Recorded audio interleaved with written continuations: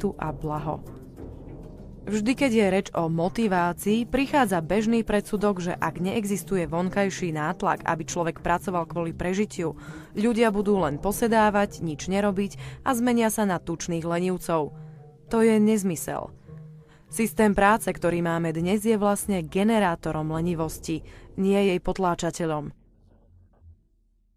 Spomeňte si na obdobie, keď ste boli ešte dieťaťom, plný života, zaujatý novými vecami, ktoré ste chceli pochopiť, so záujmom tvoriť a objavovať. Ale ako čas plynul, systém vás tlačil, aby ste si našli spôsob zarábania peňazí.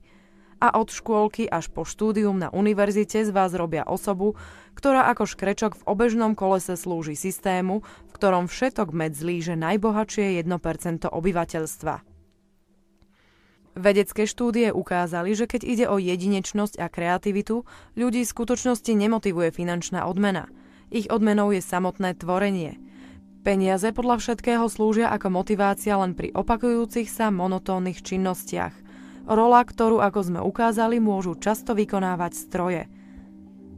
Keď ale ide o inováciu a skutočné využitie ľudskej mysle, finančná motivácia sa ukazuje byť prekážkou, lebo blokuje a obmedzuje kreatívne myslenie.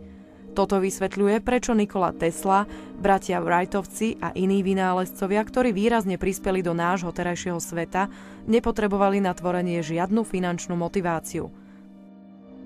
Peniaze sú vlastne falošná motivácia a spôsobujú 100-krát viac škody ako úžitku.